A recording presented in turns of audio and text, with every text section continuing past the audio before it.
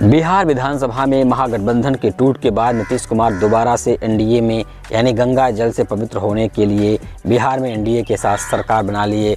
वहीं जो कि सम्राट चौधरी की वो बड़ी पगड़ी भी उनके सर से उतर गई, वह तोड़ने के लिए वादे कर रहे थे। तमाम तरह की जो बातें हैं वो सोशल मीडिया पे बिहार को लेकर के चल रही हैं, लेकिन बिहार के जो नियोजित शिक्षक है उनका आंदोलन इस समय बिहार में जारी है। लेकिन जो सरकार महागठबंधन की बनी थी उसमें 17 महीने में 2 लाख रोजगार, ये बिहार की सरकार के लिए, बिहार के लोगों के लिए कह रहे थे डेवलपमेंट नहीं था, क्योंकि लोगों को लगा कि तेजस्वी यादव एक युवा नेता है जो 9वीं फेल है, यह 2 लाख रोजगार कैसे दे दिया, यह लोगों को शायद रास नहीं आ रहा था। दूसरी बात यह थी कि तेजस्वी यादव का महागठबंधन में नौकरी देना, नीतीश कुमार को बैकफुट पे लाना, यह बीजेपी का काम था। क्यों? क्योंकि अगर तेजस्वी यादव इसी प्रकार से काम करते तो 2024 में 40 लोकसभा की सीटों पर तेजस्वी यादव जरूर कुछ न कुछ सीटों को अपने मतहत कर लेते और यह घाटा होता 400 सीटों को वादा करने वाली बीजेपी का वह सपना जरूर कहीं न कहीं पूरा नहीं होता। क्या चाहिए था कि बिहार सरकार में तेजस्वी यादव रास नहीं आ रहे थे। दूसरी बात यह है कि जो चारा घोटाले का प्रावधान था वह पूर्व मुख्यमंत्री जगन्नाथ मिश्रा का भी उसमें सबसे बड़ा रोल था, जो लालू यादव को ले डूबा। और लालू यादव अगर लोकसभा में होते तो इस प्रकार का बर्ताव जो किया जा रहा था लोगों के साथ, तमाम सांसदों के साथ, वह होना संभव नहीं था।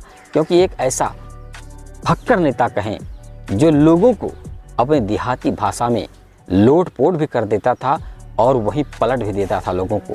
तो इसलिए आपको बता दें कि तेजस्वी यादव अगर बिहार में नौकरी देकर के वह सत्ता में दोबारा काबिज स्वयं हो जाते, यह नीतीश कुमार के लिए खतरा था और एनडीए के लिए सबसे बड़ा खतरा था। और एनडीए शायद वह जानती थी कि यह अगर एजेंडा बनेगा, जैसे मोदी लोग करते थे गुजरात में डेवलपमेंट का, वैसे एक बिहार में एक युवा 9वीं फेल का युवा जो युवाओं को नौकरी दे रहा था और वो लोगों को भविष्य के लिए बात करता था कि अब आप लोग नौकरी पा गए हैं, अब शादी विवाह इत्यादि करिए। तो महागठबंधन को तोड़ करके नीतीश कुमार कौन सा गठबंधन बनाए एनडीए का। इसमें आप देख रहे हैं कि जिस दिन से एनडीए का गठबंधन बना हुआ है उसी दिन से जो नियोजित शिक्षक हैं वह अपना आंदोलन बिहार में कर रहे हैं। यानी कि ये सरकार बर्बरतापूर्वक उनके ऊपर लाठियां भी चार्ज कर रही है। आप देख सकते हैं कि महिलाओं के ऊपर भी लाठियां चलाई जा रही है। यानी बिहार सरकार कहें या हिटलर शाही की सरकार दोबारा आ गई है। आपको बता दें कि बिहार में जब नीतीश कुमार और तेजस्वी की सरकार थी उसमें आए दिन बिहार में गोलियां चल रही थी। वह गोलियां क्यों चल रही थी आप लोग अच्छी तरह जानते थे। रोज़ 4, 6, 8, 10 मर्डर हो रहे थे। उसका महज एक ही कारण था कि वर्तमान सरकार को बदनाम किया जाए। क्या मैं आपसे पूछना चाहता हूं कि कोई सरकार यह चाहेगी कि हमारे शासनकाल में लोग गोलियों से भूने जाएं, लोगों को जो कुछ लोग वो गोलियों से भून दे? ऐसा सरकार चाहेगी? क्या सरकार का आदेश होता है?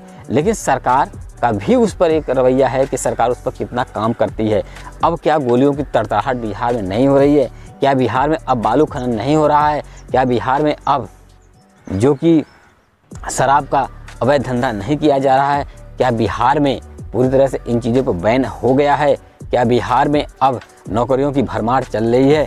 क्या बिहार के गांधी मैदान में अब भी उसी तरह से मुख्यमंत्री नीतीश कुमार के द्वारा लोगों को लेटर बांटा जा रहा है, जहां बगल में तेजस्वी यादव भी खड़े थे? क्या ये सब प्रावधान हो रहा है इस समय बिहार में? नहीं। नई सरकार गठन होने के बाद नई तरह की नीतियां बनाई जा रही हैं बिहार में। अब देखना यह होगा कि 2024 के लोकसभा चुनाव में किस प्रकार की नीतियां एनडीए जो कि बिहार में बनाती है। क्योंकि जो जाति समीकरण है वह उच्च कास्ट के लोगों को इसमें बिहार में हो, चाहे उत्तर प्रदेश हो, चाहे आपका मध्य प्रदेश हो, तमाम जो हिंदी भाषी प्रदेश है वहाँ पर जाति कास्टिज्म अगर बात करें तो जो उच्च कास्ट के लोग हैं वह बीजेपी को सपोर्ट कर रहे हैं और निम्न कास्ट के लोग भी इसमें बीजेपी को सपोर्ट कर रहे हैं। तो सबसे बड़ा फैक्टर है जाति समीकरण, और जाति समीकरण इसमें आपको हम बता दें कि पूरी तरह से हावी है।